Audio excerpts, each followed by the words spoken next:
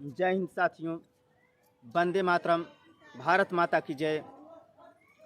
भाइयों, आज इतने दिनों तक हम लोग सरकार से अपनी मांगों को लेकर लगातार गुहार लगा रहे हैं, लगातार सरकार से अपनी मांग कर रहे हैं और सरकार हमें आश्वासन पर आश्वासन दे रही है, मगर ऐसा हम लोगों को सिर्फ आश्वासन ही मिला और मानदेय बढ़ोतरी होने का कोई नामो निशान नहीं है। भाइयों, इस पे हम लोग आपस में ही लड़ भिड़ते हैं, आपस में ही एक दूसरे का विरोध कर रहे हैं, लेकिन एक चौकीदार भाई का विरोध करके आप लोग क्या पाएंगे? आप लोग हमारा विरोध करेंगे और किसी का विरोध करेंगे कि आप लोग तो कह रहे थे कि मानदेय बढ़ेगी, लेकिन बढ़ा नहीं। तो भाइयों, जब अयोध्या का राम मंदिर का प्राण प्रतिष्ठान प्रभु श्री राम का था, तो उस दिन योगी बाबा ने चौकीदारों का नाम लिया था कि चौकीदार सक्रिय रहेंगे गांव में। तो हमारे सभी चौकीदार भाई तो सक्रिय रहे। उसी के हिसाब से हम लोगों को प्रतीत होता था कि इस बार हम लोगों का मानदेय योगी बाबा अवश्य बढ़ाएंगे, क्योंकि हम लोग जंतर मंतर दिल्ली में भी धरना दिए और लखनऊ में कईयों बार धरना दिए। हर जगह से मंत्री द्वारा, विधायकों द्वारा, सांसदों द्वारा लगातार हम लोग ज्ञापन देते आ रहे हैं और लगातार मंत्री, विधायक, सांसद हम लोगों को यही कहते आ रहे हैं कि आप लोग का वेतन इस बार बढ़ोतरी होगा, मगर वेतन बढ़ोतरी नहीं हुआ।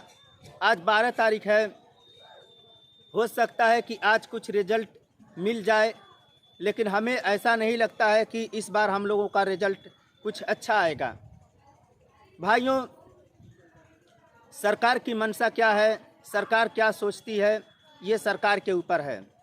हम लोगों का कार्य है मेहनत करना, संघर्ष करना, और मजदूरी देने वाला जो सरकार है वो मजदूरी हमें कब देगी कि नहीं देगी, कि हमारी मजदूरी हड़प कर लेगी, ये सरकार की मंशा क्या है ये सरकार ही जाने। लेकिन हम लोगों का जो कर्म है, कर्तव्य है, हम लोग इस कर्तव्य से ना चूकें, मेहनत संघर्ष जारी रखें और गांव की निगरानी हम लोग जैसे करते आए हैं वैसे करते ही रहेंगे। भाइयों, अपनी मान प्रतिष्ठा हम लोग अपने स्वयं बनाएंगे, तभी हमारी मान प्रतिष्ठा रहेगी, अन्यथा दूसरे के भरोसे से हमारी मान प्रतिष्ठा नहीं बढ़ सकती है। इसलिए मैं चाहूँगा कि इस बार सरकार हमारी वेतन बढ़ोतरी नहीं की तो खैर कोई बात नहीं। सरकार हम लोगों के प्रति हमेशा सौतेला व्यवहार करते आई है और सौतेला व्यवहार करती रहती है।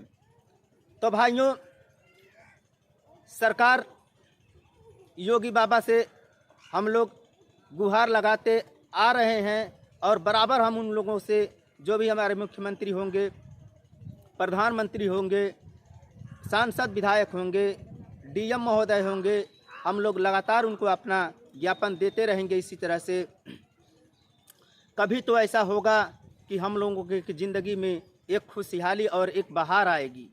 तो भाइयों, आप लोग किसी प्रकार का टेंशन लेने की आवश्यकता नहीं है। हमारे बहुत से ग्राम प्रहरी रो रहे हैं, आंखों में आंसू छलक रहे हैं। मुझे भी रुलाई आती है, मैं भी रोता, मगर रोने से हम लोग क्या हासिल कर लेंगे? कितना भी रोएंगे, गिड़गिड़ाएंगे, फिर भी सरकार सुनने वाली नहीं है। भाइयों, सरकार की ना जाने क्या मंशा है कि हम लोगों के प्रति इस तरह का बार बार व्यवहार करते आ रही है, जैसे मालूम पड़ता है कि हम लोग इस भारत के नागरिक ही नहीं हैं। यहीं बिहार, झारखंड में राज्य कर्मचारी का दर्जा मिल गया है। यहीं आपके पड़ोस हरियाणा में 11,500 रुपया वेतन मिल रहा है चौकीदार भाइयों का, लेकिन उत्तर प्रदेश में सिर्फ 2500 रुपया क्यों? सवाल बनता है कि 2500 रुपया पाने वाला व्यक्ति किस तरह से अपने परिवार को पालता होगा, किस तरह से अपने बच्चों को पढ़ाता होगा, ये सरकार को सोचनी चाहिए। सरकार तो बड़ी बड़ी बातें करती है, बड़े बड़े मीडिया वाले चैनल के सामने वह बोलते हैं कि हम ये कर रहे हैं, वो कर रहे हैं, लेकिन इस धरातल पर क्या दिखाई दे रहा है? आप जाएंगे गांव में, घूमेंगे, मजलूम किसानों जवानों से पूछेंगे तो उनके जो सरकार फैसिलिटी देती है, कोई भी फैसिलिटी हमें नहीं लगता है कि भरपूर मात्रा में जनता तक पहुंच जाती है। और इतनी बड़ी जिम्मेदारी गांव की दी गई है, गांव की निगरानी करो।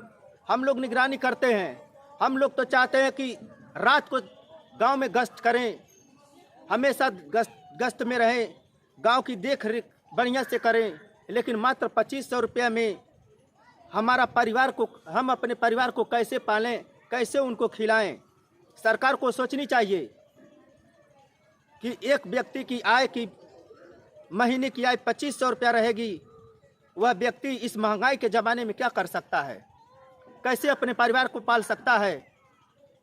स्वयं अपने आप का पेट नहीं पाल सकता तो बाल बच्चों को क्या पढ़ाएगा लिखाएगा? बीवी को अच्छी साड़ी कैसे दिलाएगा? फटी पुरानी साड़ियों में हमारी औरतें रहती हैं, हमारी पत्नियां रहती हैं, उनके आंखों से आंसू आता है। जब त्योहार आता है, दीपावली आती है तो रोने लगती हैं, कहती हैं कि एक साड़ी दिलवा दीजिए, एक साड़ी दिलवा दीजिए। लेकिन क्या करें, 2500 रुपये कमाता हूँ, हमारे चौकीदार भाई लोग 2500 कमाते हैं। 2500 रुपया में कहाँ से हम अच्छी साड़ी दिलवा पाएंगे? इस तरह से सरकार रवैया हम लोगों के साथ कर रही है, ये अच्छी नहीं है। मैं अपने आप को बहुत कंट्रोल किया कि आप लोगों के सामने आंसू ना गिराऊं, क्योंकि आप लोग कमज़ोर हो जाएंगे। लेकिन भाइयों, हम लोग इसी तरह संघर्ष करते रहेंगे, कब तक सरकार नहीं सुनेगी, कभी तो सुनेगी जरूर। भाइयों, ये अंदर की आवाज़ है, जब आवाज़ बाहर निकल कर आती है तब पता चलता है कि मजलूम किसान गरीबों की आवाज़ क्या होती है, एक गरीब चौकीदार की मतलब क्या होता है। सरकार को सुनना होगा, हम लोगों का मानदेय बढ़ाना होगा। इस तरह से हम लोग अपने गांव की निगरानी कैसे कर पाएंगे? भूखे पेट रहेंगे, कैसे करेंगे काम? इसी के साथ मैं अपने वाणी को विराम देता हूँ। जय हिंद साथियों, भारत माता की जय, भारत माता की जय, वंदे मातरम, वंदे मातरम, चौकीदार एकता जिंदाबाद।